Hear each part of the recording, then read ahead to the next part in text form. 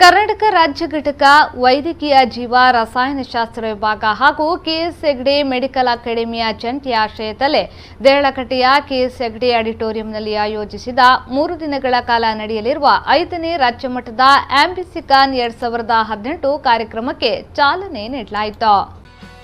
ನಿಟ್ಟಿ ಪರಿಗಣಿಸಲಾಗಿರುವ ವಿಶ್ವವಿದ್ಯಾನಿಲಯದ ಕುಲಪತಿ ಪ್ರೊಫೆಸರ್ ಡಾಕ್ಟರ್ ಸತೀಶ್ ಕುಮಾರ್ ಭಂಡಾರಿ ದೀಪ ಬೆಳಗಿಸಿ ರಾಜ್ಯ ಮಟ್ಟದ ಆಂಬಿಸಿಕಾನ್ 2018 ಕಾರ್ಯಕ್ರಮವನ್ನು ಉದ್ಘಾಟಿಸಿದರು.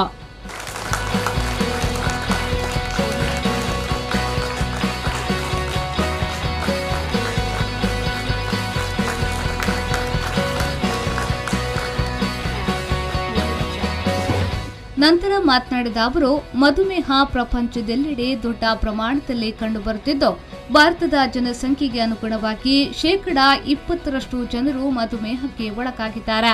ಆ ಮೂಲಕ ಭಾರತ ಮಧುಮೇಹದ ರಾಜಧಾನಿಯಾಗುತ್ತಿದ್ದು, ಮಧುಮೇಹದ ಕುರಿತು ಯಾವುದೇ ಕಾರಣಕ್ಕೂ ನಿರ್ಲಕ್ಷ್ಯ ಸಲ್ಲದು.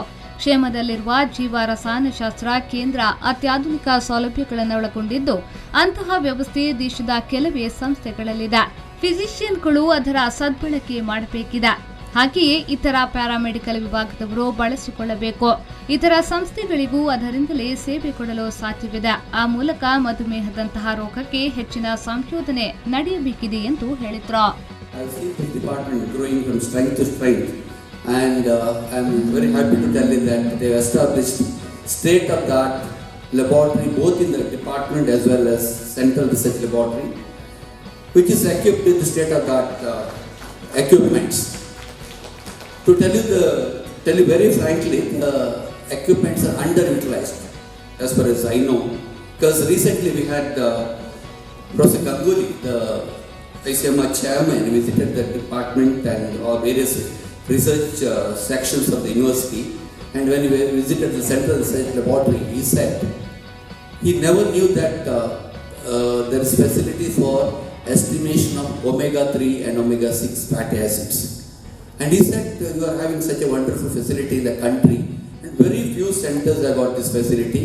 Why can't you use these services for availing research and giving service to other organizations? And ಸಮ್ಮೇಳನದ ಪ್ರಯುಕ್ತ ಹೊರತರಲಾದ ಸ್ಮರಣ ಸಂಚಿಕೆಯನ್ನ ನಿಟ್ಟಿ ಪರಿಗಣಿಸಲಾಗಿರುವ ವಿಶ್ವವಿದ್ಯಾನಿಲಯದ ಸಹ ಕುಲಾಧಿಪತಿ professor doctor M Shantaram Shetty ಬಿಡುಗಡೆಗೊಳಿಸಿದ್ರು. ನಂತರ ಮಾತನಾಡಿದ ಅವರು, ಹಿಂದಿನ ದಶಕದಲ್ಲಿ ಫಿಸಿಯಾಲಜಿ ಅಧ್ಯಯನ ಮಾಡುತ್ತಿರುವಾಗ ಜೀವ ರಸಾಯನಶಾಸ್ತ್ರ ಕೇವಲ ಒಂದು ಸಣ್ಣ ವಿಷಯವಾಗಿತ್ತು. ಅಷ್ಟೊಂದು ಪ್ರಾಶಸ್ತ್ಯ ಪಡೆದಿರಲಿಲ್ಲ. ಆದರೆ ಈಗಿನ ದಿನಗಳಲ್ಲಿ ವೈದ್ಯಕೀಯ ಕ್ಷೇತ್ರದಲ್ಲಿ ಪ್ರತಿ ರಂಗದಲ್ಲೂ ಜೀವ ರಸಾಯನಶಾಸ್ತ್ರ ಮಹತ್ವವನ್ನು ಪಡೆದಿದೆ ಎಂದರು. Well, biochemistry, this great word which was coined by Carl Liebig way back in 1903, has really much water has flown both under the water and over the bridge. And I remember as a medical student, biochemistry was with physiology, and we never used to bother about biochemistry because it was not a subject for examination. It was a small portion of the physiology. And biochemistry professor, the physiology professor walks in even on the corridor, everybody used to get up, and the biochemistry, even if he comes in, nobody used to get up. But today it has changed. Biochemistry professor is so important because as the subject is that biochemistry is one of the most important, perhaps in the field of medical science.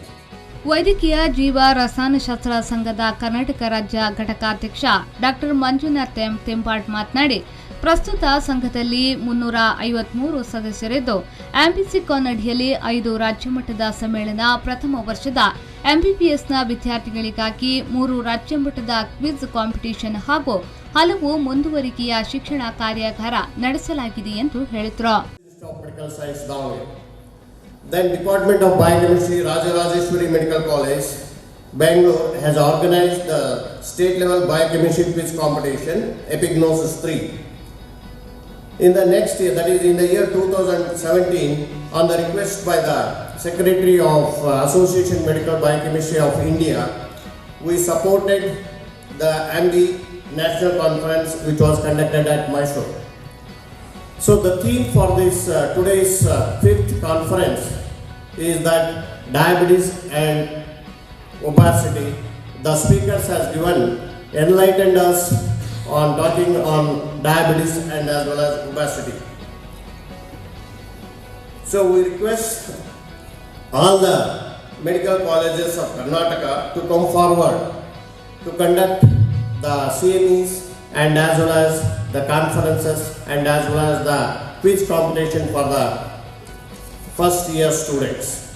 I hereby request Shivamogga medical ಇನ್ಸ್ಟಿಟ್ಯೂಟ್ನ ಜೀವ ರಸಾಯನಶಾಸ್ತ್ರ ವಿಭಾಗದ ಮುಖ್ಯಸ್ಥ doctor Gurupadappa, KMC observer doctor Nagarajappa, Kshema vice dean doctor Jayaprakash Shetty, doctor Amrut Mirajkar, Ambicon 2018ರ chairman professor doctor PS Prakash, Kshema ಜೀವ ರಸಾಯನಶಾಸ್ತ್ರ ವಿಭಾಗದ ಮುಖ್ಯಸ್ಥೆ ಹಾಗೂ ಆಂಬಿಸಿಕಾನ್ 2018ರ ಸಮ್ಮೇಳನ ಸಂಘಟಕ್ಕೆ ಪ್ರೊಫೆಸರ್ ಡಾಕ್ಟರ್ ಸುಕನ್ಯಾ ಶೆಟ್ಟಿ, ಸಹ ಪ್ರಾಧ್ಯಾಪಕಿ ಡಾಕ್ಟರ್ ಶ್ರೀನಿಧಿ ರೈ ಉಪಸ್ಥಿತರಿದ್ದರು. ಆರಿಫ್ ಕಲ್ಕಟ್ಟ, ವಿ4 ನ್ಯೂಸ್ 24/7 ದೇಳಕಟ್ಟೆ.